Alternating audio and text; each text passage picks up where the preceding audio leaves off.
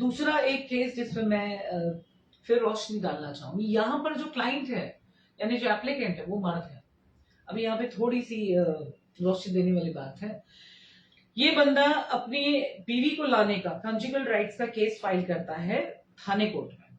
ठीक है, थाने कोर्ट में उसने केस फाइल किया 2019 में, जब से वो अपनी बीवी को घर वापस लाने का केस फाइल कर रहा है।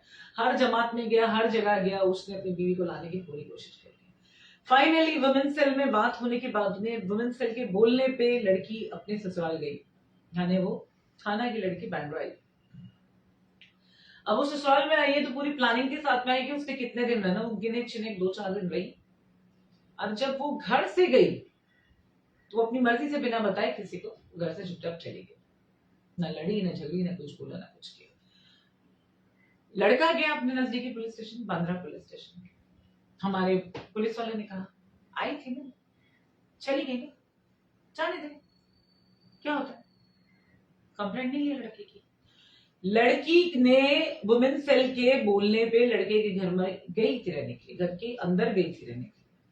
वो लड़की बिना इन्फॉर्म किए चली गई। तो पुलिस का काम क्या था, जब लड़का पहुंचा, सर वुमेन सेल के थ्रू मेरी वाइफ घर पर आई थी, हमारा 2019 से केस चालू है, मेरी वाइफ चली गई है, कृपया आप मुझे कुछ एक कंप्लेंट का पेपर तो दो बना के।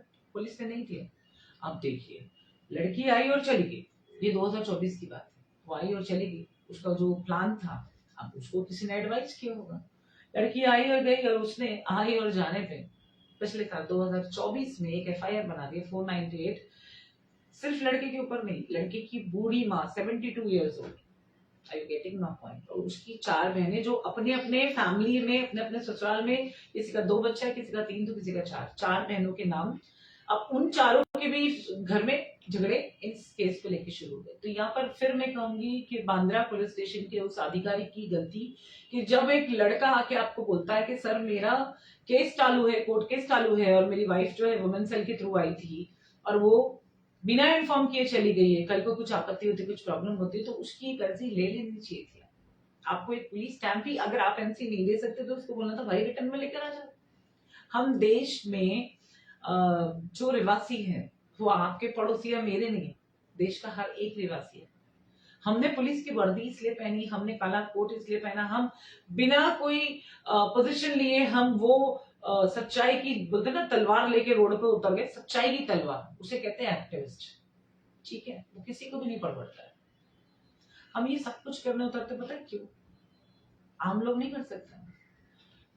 आपको पता है जो लोग समाज का कार्य करते हैं वो आम लोग बिल्कुल नहीं कर सकते, उनकी ताकत ही नहीं है। जो 9 to 5 वाला काम करते हैं उनको बिल्कुल फर्क नहीं पड़ता है किसी घर में खाना नहीं है, किसी घर में बिजली नहीं है, किसी घर में कौन मार रहा है, किसी घर में कौन मर रहा है, किसी को फर्क नहीं पड़ता, क्योंकि हर इंसान इतना जज्बाती नहीं होता कि इंसानियत के लिए उठ के काम करे। बहुत कम लोग हैं, और जो डिपार्टमेंट ज्वाइन करते हैं वो देश की सेवा की कसम खाते हैं, वो फिर ये राज्य की सेवा की कसम खाते हैं, उस वर्दी की कसम खाते हैं कि we will protect all the civilians and we will protect all the civilian rights.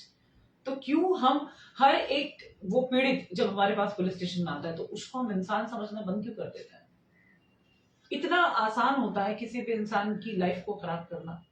एक वो पुलिस वाले की एक नोटिफिकेशन नहीं लेना है या एक नोटिफिकेशन नहीं देने पे अब वो बंदा अपने फैमिली के 8 मेंबर्स के साथ एफआईआर खाकर अब वो एवीए के लिए दौड़ रहा है। अब मुझे बताइए ये कहाँ का न्याय है? It is also not right. क्यों? क्योंकि लापरवाही, अगर लापरवाही ना करते हुए आप अपनी ड्यूटी बराबर करेंगे ना तो किसी सिविलियंस को प्रॉब्लम नहीं होगी।